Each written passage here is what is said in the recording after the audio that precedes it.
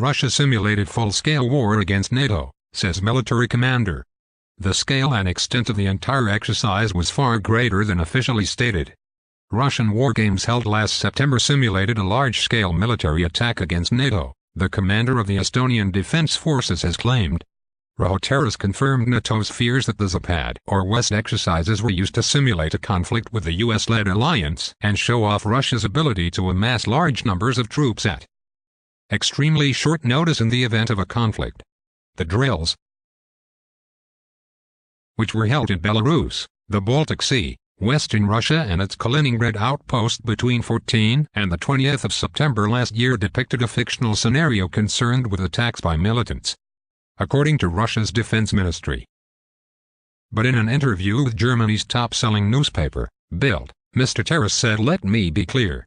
With the exercise Zapad 2017, Russia simulated a large-scale military attack against NATO. It was not targeted towards the Baltic states only, as it was a theater-wide series of exercises spanning from high north to the Black Sea."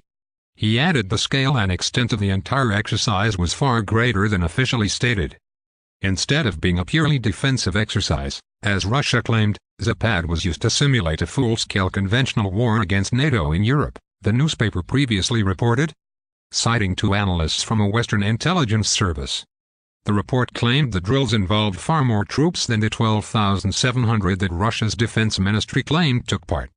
Another 12,000 Russian soldiers took part in exercises in regions near the Estonian borders, and more than 10,000 in the area near the north of Finland and Norway, the sources said. Under the Vienna document, a Cold War-era treaty that sets out rules for military exercises, war games numbering more than 13,000 troops should be open to observers who can fly over the drills and talk to soldiers. NATO sent one expert to a visitor day in Russia and two to a visitor day in Belarus. The intelligence analysts also told the paper the drill rehearsed a shock campaign against NATO countries such as Germany and the Netherlands, but also Poland and the non-NATO states of Sweden and Finland.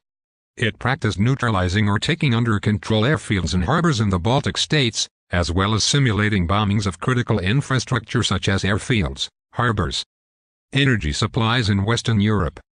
The number of troops participating in the exercises significantly exceeded the number announced before the exercise.